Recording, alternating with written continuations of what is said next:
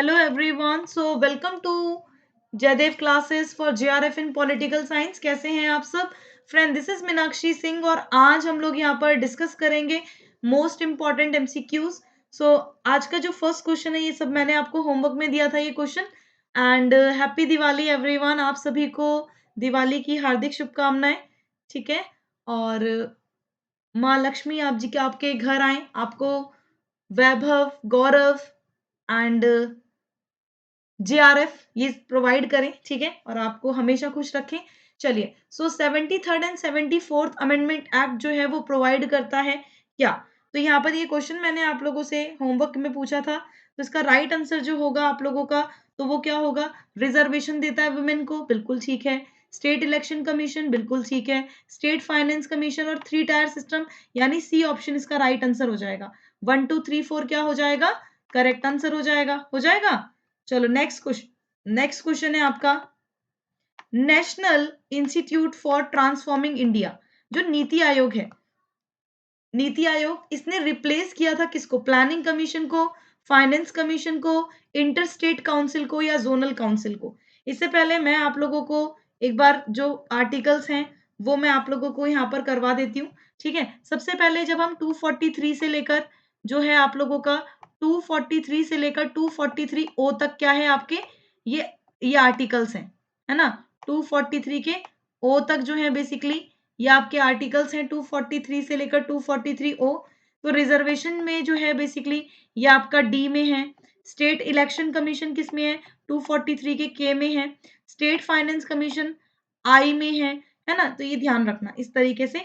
तो ये मैंने आपको करवा दिए हैं. National institute for transforming India इसने रिप्लेस किया था प्लानिंग कमीशन को, फाइनेंस कमीशन को, इंटर स्टेट काउंसिल या जोनल काउंसिल. तो यहाँ पर राइट आंसर प्लानिंग कमीशन होगा. प्लानिंग कमीशन कैसे हो जाएगा? देखो, प्लानिंग कमीशन की जगह, प्लानिंग कमीशन की स्थापना कब हुई थी? 1950 में हुई थी, है ना? 1950 में. और उसके बाद नीति आयोग आता है. नीति आयोग कब बना? 2015 में. नीति आयोग की स्थापना 2015 में हुई थी. फिर नेक्स्ट क्वेश्चन है कि जो परफॉर्मेंस बजट होता है उसको इंट्रोड्यूस किया गया था इंडिया में किसकी रिकमेंडेशन पर? तो ये फर्स्ट एडमिनिस्ट्रेटिव रिफॉर्म कमीशन की, एपलबी रिपोर्ट की, एस्टिमेट कमेटी की या होता कमेटी की? तो यहाँ पर राइट आंसर क्या होगा? राइट आंसर हो जाएगा फर्स्ट एडमिनिस्ट्रेटिव रिफॉर्म कमीशन. आप सबको पता ही होगा जो फर्स्ट एडमिनिस्ट्रेटिव रिफॉर्म कमीशन था ये कब का था? ये था 1966 का, है ना? और जो आप लोगों का सेकंड था, सेकंड वाला कब का था? सेकंड वाला था 2005 का, है ना? तो ये ध्यान रखना. एपलबी रिपोर्ट जो थी बेसिकली, मैं इनको आपको सारे बता देती हूँ. पॉल एपलबी जो कमेटी थी ये 1953 की थी. कब की थी? 1953 की, ये वाली पॉल एपलबी. ठीक है. तो पॉल एपलबी जो रिपोर्ट थी ना बच्चों, इस रिपोर्ट के अंदर अगर आप देखोगे तो ये बेसिकली आपका पब्लिक ट्रेनिंग इन सब पर बेस थी, पब्लिक अफेयर्स, है ना? इन सब पर बेस थी. तो ये ध्यान रखना. एपलबी रिपोर्ट ये काफी ज्यादा इंपॉर्टेंट हो जाती है अपने आप में. पब्लिक एडमिनिस्ट्रेशन में हम इसे देखते हैं, है ना? और इसके अंदर अगर आप देखोगे तो जो ये आप लोगों की थी एपलबी रिपोर्ट, है ना? तो इसका ईयर आप लोग ध्यान रखना. इसका ईयर आप लोगों को ध्यान रखना है. चलिए.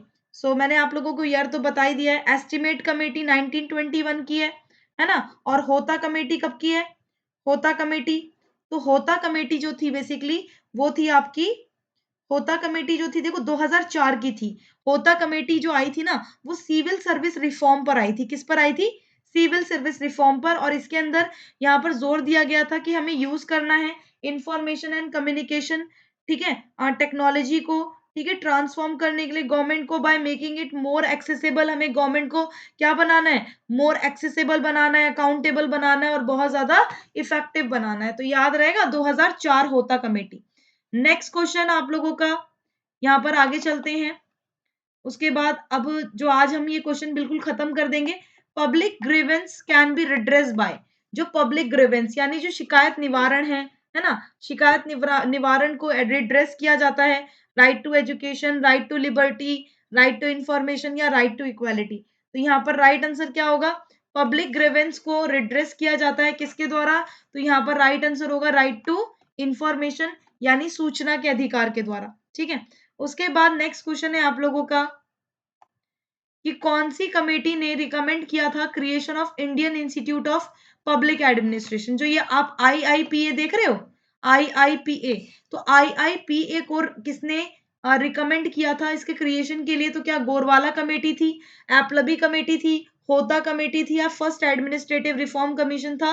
तो यहाँ पर जो इंडियन, आप देख सकते हो इंडियन पब्लिक, है ना, Indian public institute of public administration, इसका राइट आंसर जो होगा वो हो जाएगा एपलबी कमेटी। मैंने अभी आप लोगों को बताया था एपलबी कमेटी के बारे में। आगे चलते हैं। 45 क्वेश्चन है कि जो ऑफिस होता है डिस्ट्रिक्ट कलेक्टर का, उसे क्रिएट किसने किया था? रॉबर्ट क्लाइव ने, लॉर्ड कॉर्नवालिस ने, लॉर्ड हेस्टिंग ने, या लॉर्ड वेल्सले ने? तो यहाँ पर राइट आंसर क्या होगा? यहाँ पर राइट आंसर जो ऑफिस है डिस्ट्रिक्ट कलेक्टर का, उसको क्रिएट किया था किसने? उसको क्रिएट किया था लॉर्ड वॉरेन हेस्टिंग ने। ठीक है, उसके बाद नेक्स्ट क्वेश्चन आप लोगों का आ जाता है 46 कि जो राइट टू एजुकेशन है, इसको फंडामेंटल राइट जो था वो कौन से अमेंडमेंट के थ्रू बनाया गया था? ठीक है, तो कौन से अमेंडमेंट के थ्रू बनाया गया था? 86th अमेंडमेंट था, 87th अमेंडमेंट था, ठीक है, या फिर 88 अमेंडमेंट था, या 89th अमेंडमेंट था? तो यहाँ पर राइट आंसर क्या हो जाएगा? राइट आंसर आप सबको पता ही है, जो ये राइट टू एजुकेशन था, इसको 86th अमेंडमेंट 2002 का था, ये 2002 का था, है ना, ये 2002 का था बेसिकली। तो राइट टू एजुकेशन को फंडामेंटल राइट बनाया था 86th अमेंडमेंट के द्वारा। ठीक है, ये चीज ध्यान रखिएगा। उसके बाद आप लोगों के बाकी भी पूछ लिए जाते हैं कि बाकी क्या है ना, तो इनका भी आप लोगों को ध्यान रखना है। देखो, जो आप लोगों का 86th अमेंडमेंट है, ये 2002 में हुआ था, और इसको ना, इसके अंदर जो प्राइमरी एजुकेशन थी उसको फंडामेंटल राइट बनाया गया, और एक न्यू आर्टिकल 21 के ए की घोषणा की गई, जिसके अंदर 6 to 14 ईयर्स के बच्चों को फ्री एंड कंपलसरी एजुकेशन देने का वादा हुआ। और इसके अंदर जो आपका डीपीएसपी था ना बच्चों, डीपीएसपी के में भी हमने क्या किया? डीपीएसपी के मामले में भी 45 की बदली की गई। 45 आप सबको पता ही है। और राज्य सभी बालकों को 14 वर्ष की आयु तक क्या करेंगे? फ्री और कंपलसरी एजुकेशन देंगे। और 51 के आप सबको पता ही है, 51 के ए में क्या है? फंडामेंटल ड्यूटीज है। तो उसके अंदर भी 11वां एक कर्तव्य जोड़ा गया था, है ना, जिसके अंदर माता पिता का क्या होगा? ये पूरा एक तरह से कर्तव्य होगा। 87th अमेंडमेंट देखोगे तो ये 2003 का है। 87th अमेंडमेंट कब का है? 2003 का। ठीक है, तो यहाँ पर 2003 का था ये बेसिकली। और 2003 का जो ये था 87th अमेंडमेंट, इसके अंदर क्षेत्रीय निर्वाचन क्षेत्रों का पुनर्निर्माण किया गया था 2001 की जनगणना के आधार पर। ठीक है, 88 अमेंडमेंट 2003 में हुआ है। इसके अंदर आर्टिकल 268 के संबंध में उपबंध किए गए थे। यानी इसमें ना ये आप लोगों का सेवाओं पर केंद्र द्वारा लगाया जाएगा कर, है ना, लेकिन इसकी केंद्र और राज्य द्वारा क्या किए जाएंगे? इसको वसूले किसके द्वारा किए जाएंगे? दोनों के द्वारा। ठीक है, तो ये ध्यान रखना। और 89th अमेंडमेंट भी 2003 का है। इसके अंदर क्या किया गया? 89th अमेंडमेंट तो आपको याद ही होगा, SC ST याद है, नेशनल कमीशन। हाँ बिल्कुल। 338 में क्या हुआ? जो आपका 338 में क्या था? National commission for schedule caste था। तो फिर क्या किया गया? National commission for schedule tribe के लिए एक अलग आर्टिकल बना, जिसको 338 का ए बोला गया, है ना। तो ये ध्यान रखना। आई होप इतना क्लियर हो गया होगा। नेक्स्ट पे चलते हैं।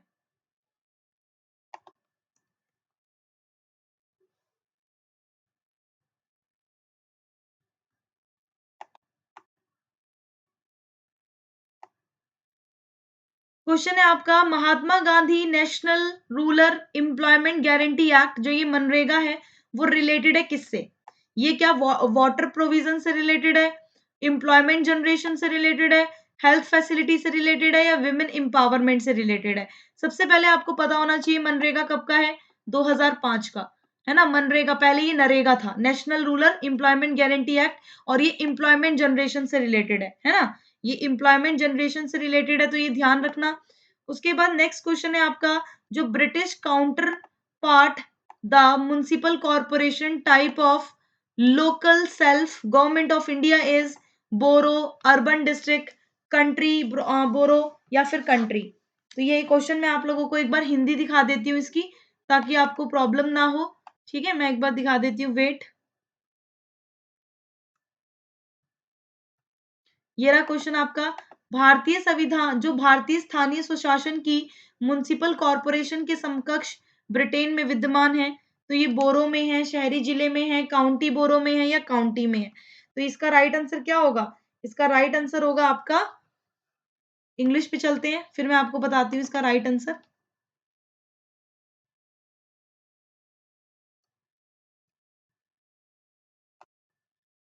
ये हो जाएगा आपका काउंटी बोरो में, है ना। इसका राइट आंसर क्या होगा, काउंटी बोरो हो जाएगा। नेक्स्ट क्वेश्चन है आपका, ये रहा आपका नेक्स्ट क्वेश्चन कि कौन सी यहाँ पर which of the following is a basic territorial unit of administration in India, है ना। तो कौन सा बेसिक टेरिटोरियल यूनिट है एडमिनिस्ट्रेशन इन इंडिया, तो revenue division, divisional sub division है, तहसील मंडल है, डिस्ट्रिक्ट जिला है, या फिर विलेज है। तो यहाँ पर टेरिटोरियल यूनिट पूछी है, तो कौन सी हो जाएगी ना डिस्ट्रिक्ट, बिल्कुल। चलो नेक्स्ट क्वेश्चन, लास्ट क्वेश्चन है आज का, और आज आपको होमवर्क में कुछ भी नहीं मिलेगा, ठीक है, आप इंजॉय करना। सो नेक्स्ट क्वेश्चन है कि कौन सा कमेटी ने रिकमेंड किया था 2 टायर पंचायती राज सिस्टम इंडिया के अंदर, बलवंत राय मेहता कमेटी, जीवी के राव, अशोक मेहता, या L M Singhvi. Right answer is Ashok Mehta. जो आप लोगों की बलवंत राय मेहता कमेटी 1957 की थी, अशोक मेहता 1977-78, जीवी के राव 1985 और L M Singhvi 1986। Thank you so much everyone. मेरे अभी आज सुबह मेरा 11 बजे आप लोगों का क्लास है, ठीक है, 11 AM। तो इसमें हम लोग पॉलिटिकल साइंस पे रिवीजन कर रहे हैं, और ये वाला कोर्स 6 तारीख से स्टार्ट हो रहा है, ठीक है।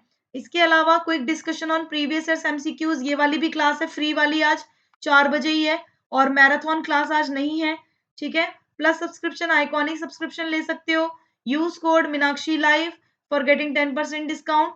सो thank you and thanks for watching, bye bye to all, thank you.